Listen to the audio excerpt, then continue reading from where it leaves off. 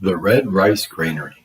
Every year, our country has to face natural disasters in some form. It may be an earthquake in Gujarat, floods in Orissa, or a drought in Karnataka. In a poor country, these calamities create havoc. In the course of my work, I have found that after such calamities, many people like to donate money or materials to relief funds. We assume that most donations come from rich people, but that is not true.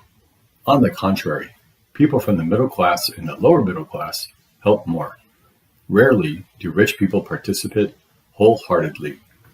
A few years back, I was invited to a reputed company in Bangalore to deliver a lecture on corporate social responsibility.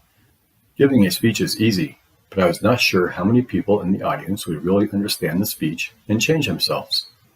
After my talk was over, I met many young girls and boys. It was an affluent company, and the employees were well off and well dressed. They were all very emotional after the lecture. "Madam, we buy so many clothes every month. Can we donate our old clothes to those people who are affected by the earthquake? Can you coordinate and send them?" Some of them offered other things. "We have grown-up children. We would like to give their old toys and some vessels." I was very pleased at the reaction. It reminded me of the incident in Ramayana, where during the construction of the bridge between India and Lanka, every squirrel helped Sri Raman by bringing a handful of sand. Please send your bags to my office. I will see that they reach the right persons. Within a week, my office was flooded with hundreds of bags. I was proud that my lecture had proven so effective. One Sunday, along with my assistants, I opened the bags. What we saw left us amazed and shocked. The bags were brimming over with all kinds of junk. Piles of high-heeled slippers, some of them without the pair, torn undergarments, unwashed shirts, transparent cheap saris, toys which had neither shape nor color, unusable bed sheets, aluminium vessels, broken cassettes were soon piled in front of us like a mountain. There were only a few good shirts, saris, and usable materials. It was apparent that instead of sending the material to a garbage or the kabariwala, these people had transferred them to my office in the name of donation. The men and women I had met that day were bright, well-traveled, well-off people. If educated people like them behaved like this, what would uneducated people do? But then I was reminded of an incident from my childhood. I was born and brought up in a village in Karnataka's Havari district called Shigaan. My grandfather was a retired school teacher, and my grandmother, Krishnaka, never went to school. Both of them hardly traveled and had never stepped out of Karnataka. Yet, they were hard-working people who did their work wholeheartedly without expecting anything from anybody in their life. Their photographs never appeared in any paper, nor did they go up on a stage to receive a prize for the work they did. They lived like flowers with fragrance in the forest, enchanting everyone around them, but hardly noticed by the outside world. In the village, we had paddy fields, and we used to store the paddy in granaries. There were two granaries. One was in the front, and the other at the back of our house. The better quality rice, which was white, was always stored in the front granary, and the inferior quality, which was a little thick and red, was stored in the granary at the back.